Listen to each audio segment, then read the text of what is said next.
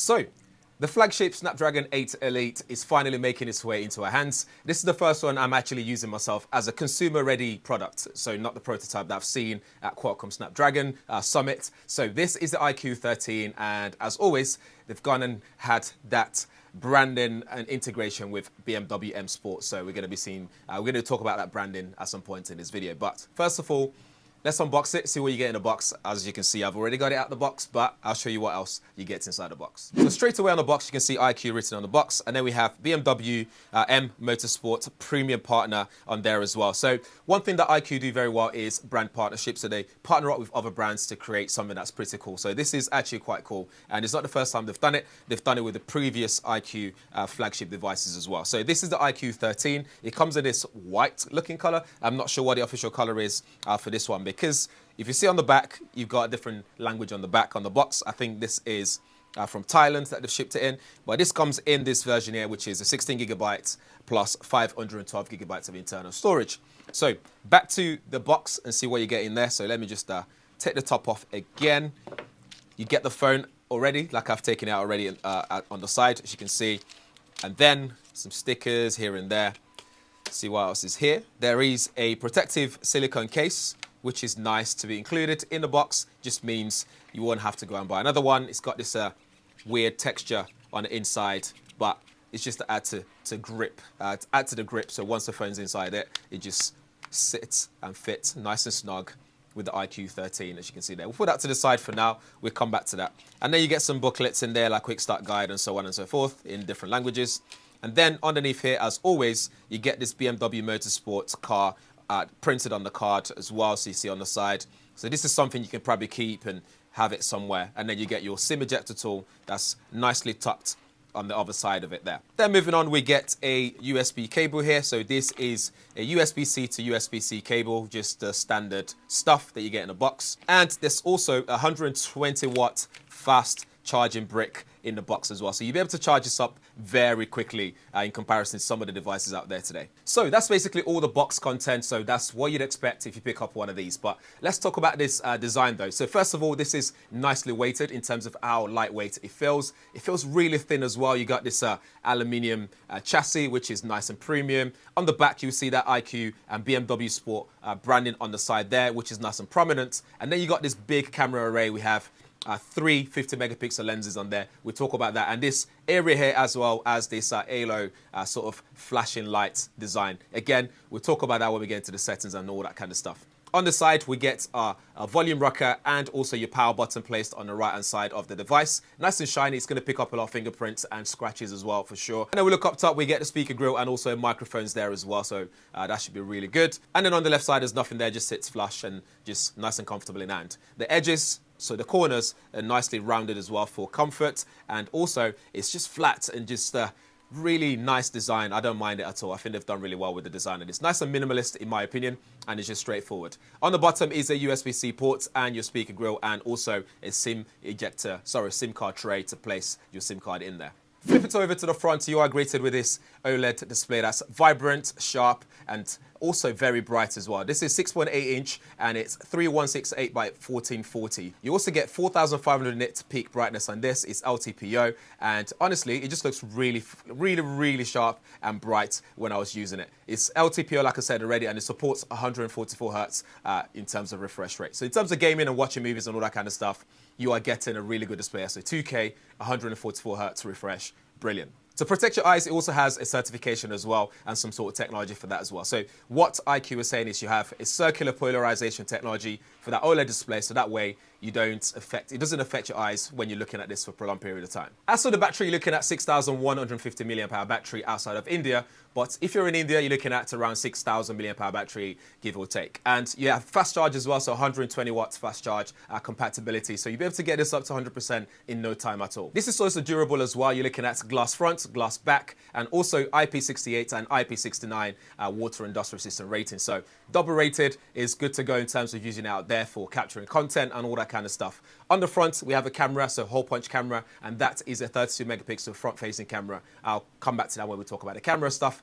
But in terms of the software, you're looking at FunTouch OS 15, which is based on Android 15, and it runs very smoothly, runs very fluidly. There's no issues at all. There's barely any bloatware on there. It does have its quirks in terms of being a skin on top of Android, but you know, it's not the worst I've played with before.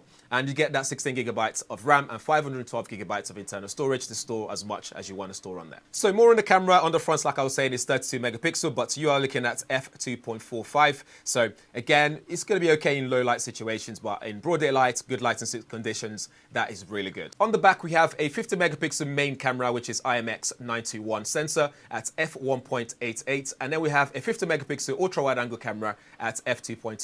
And a 50 megapixel tele at f1.85. So for me, that telephoto lens is going to be good because it's got good aperture amount and also high resolution. So that's something that it's really good. And ultra wide angle camera as well, decent as well, so not bad. We'll look at some shots in a second and talk about the camera features, but let's talk about the software first. As for the software, it's very smooth and fluid, as you can see there. There's no issues at all. It might not be your favorite when it comes to the FunTouch OS. It's entirely up to you, a preference thing. But I think in general, it just does what it needs to do and it works really well, nice and fluid, especially running on a Snapdragon 8 Elite. So it works very fast. And then we look at the software in terms of bloatware. It doesn't have much of that in there. You got the iQOO store, for example, the Lazada thing, and there's another one on here called V App Store. You can remove most of this and just leave all the Google stuff that you want to play with. You can leave those on there if you wish to do so, but that's entirely up to you.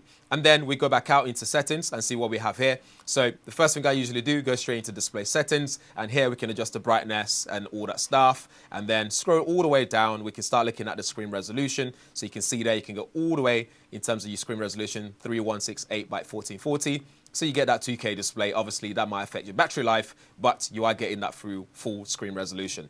Screen refresh rate, you can have a smart switch, or we can go all the way up as high as you want it to do, and you can have a look at some apps that's running on the high refresh rates as well. And then you got things like enhanced display effects. We go into this, we can turn that on as well, so that helps with things like videos and also super resolution conversion and all that stuff. So using software, it makes sure stuff that you consume on here looks as good as they can be. Go into home screen, lock screen, and wallpaper. There you'll be able to do things like change your always on display settings and so on and so forth. And then keep scrolling all the way down. We look at the RAM storage. So you can see we've got big RAM there, 16 gigabytes, and also 512 gigabytes of internal storage. When we go into dynamic effects, we can change some stuff as well. So we have things like enhanced dynamic effects. So you can see those options there, real-time blurring, motion blur and stuff. We go back out. We can look at your home screen transition settings. You can change how you want the animation to be. You can turn it off completely as well, which helps, gives you a perception of how fast this actually is. In sounds and vibration, we can go all the way down to sound quality and effects. We have things like audio super resolution. So we just improve the audio quality. You got super audio as well. So you can do things like AI. So intelligently, it will decide which one to go for. Or you can select films, games, or music. For the gamers out there, there's also this ultra game settings as well. So if we go to ultra game mode, and then you can see all the options you have here. So game sidebar when you load your game, you got esports mode, so no distraction, full force in terms of full speed, full power. You get everything there. And then you got things like game super resolution, 4D game vibration, game sounds quality and effects, frame rate priority. There's so much gaming settings that you can do on here. So this is geared towards gamers. If you're going to watch videos as well, geared towards you. And anyway, it's geared towards power users. So you'll be able to do so much with this device. Also, as mentioned at the start, if you look at the back, there's also a light bar that goes around the camera array. So we can change the settings for that as well. So in settings, we go to dynamic light. We can turn it off or on. You can change the period that's active for, and you can change how bright it's going to be. The active period, you can have it all day long if you want, so, or you can schedule it. You can have it for notifications as well, so incoming calls, all notifications as well, so you can have it for different notifications, different colors and so on. Kind of reminds me of the Nothing Phone's glyph system. So anyway, you have it for music as well, battery level stuff, add atmospheric light effects. You can turn that on as well. You can have a play with it and just do whatever you want in terms of the settings and so on. So yeah, really, really cool stuff. We go inside camera to see what the UI looks like and what you actually get for your camera quality. So here we have things like your usual. So photo allows you to do ultra wide, 1x, 2x, and 4x as well. Same for video. So you can do 0.6, 1x, and 2x. For video, you can shoot up to 8K 30 frames per second. So through your boots in terms of shooting high resolution content, you can do exactly just that. In photo as well, you can do other options. So if we tap the top one, you can change it from vivid to textured and natural. So choose whatever you fit your preference. There's a little bar here, so when you tap this little arrow here, it takes you into this street photography user interface, which you can easily just tap things like 24mm, 28mm, 35, 50, and 100mm. So using all those lenses to get you the best shots, the best focal range that's possible. And then we can do things like change the filter as well, so textured, black and white, vivid, natural, just by tapping that right stuff. And there's basic here, so you can change stuff like your mode presets, you can add presets and stuff, really cool. And then if you don't want that, you can just tap that and it takes you back into normal camera mode. And when you go to more, we have high resolution mode in there, and there's also super moon and pro mode for those who like to do all that kind of stuff. And fisheye, astro, they're also available as well. Next up, let's talk about Snapdragon 8 Elite, because this thing is powerful. Even when I was doing my Geekbench scores and benchmarking tools, things were benchmarked so quickly, I was like, ooh. Usually I wait for it to get done or whatever, but this one was so quick, I was impressed. So for example, if we go to Geekbench scores, you see the ones that I ran already. So if I go to the history here, so CPU score, you're looking at 2,806 for single score, and then multi-score, which I care about, 8961, and that's incredible. So if you look at it in comparison to some of the other devices like S24 Ultra and so on, which obviously runs an older generation of processor, you can see how much more power you're getting just by getting this device with Snapdragon 8 Elite, which is impressive. Look at the graphics as well. Same story goes here. So we got Vulkan and also OpenCL. So OpenCL, we're looking at 18,808. And then if you compare it to everyone else, you can see how powerful it is. It's really good. And then we look at also the Vulkan score here. We can see that we get 25,084. And then we look at the comparison here. You can see how far ahead it is in comparison to everyone else. Yes, they run older processor, but just to give you the comparison in terms of the leap that Snapdragon have come, leaps and bounds, it's just incredible.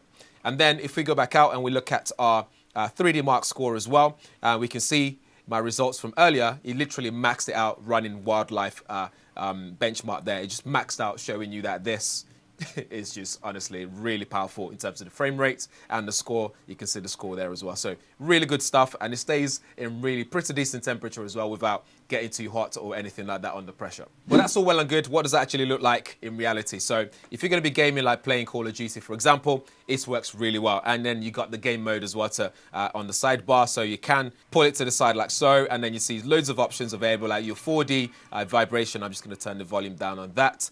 You got esports mode and game super resolution. Loads of options there to toggle on or off to make sure that you're getting the best gaming experience possible. You can turn off notifications and whatnot, entirely up to you.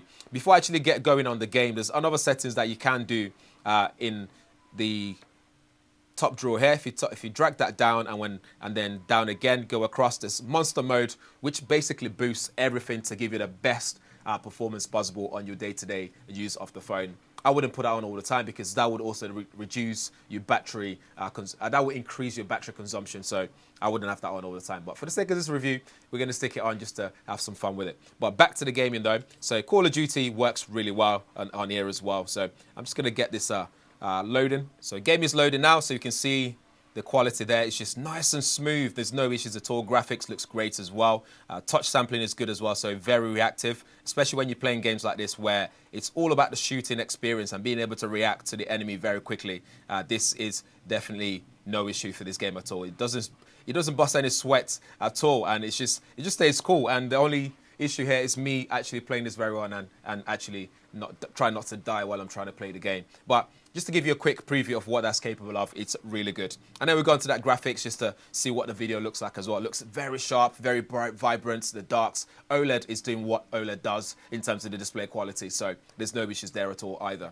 Overall, this is a brilliant device, and I'll leave all pricing information in the description area so you guys can check it out. But if I was to recommend this, absolutely I could recommend this. It's nice and vibrant on the display. Performance is excellent. Battery is good. The camera is great as well. So there's not much bad things I can say about this device and to knock it off or anything like that. If there's anything, it'll be that silver, chromy, shiny chassis or frame, which means it's going to pick up loads of fingerprints on the go. So that's something that I would say I'm not a big fan of. But other than that, though, I think it's a great product. They've done really well there. So yeah, this is my first 8 Elite device. So I'm going to pop my SIM card in here and actually use this for a long period of time and just see how that goes. Over to you. Let me know what you think in the comments below. If you have any questions, drop them there as well. I'll do my best to answer your questions. Make sure you follow me on Twitter and Instagram because I'll be sharing photos taken in this out and about. I think I'm traveling tomorrow, so I'll share some images and stuff like that. But yeah, thanks for watching. See you in the next one. Don't forget to subscribe.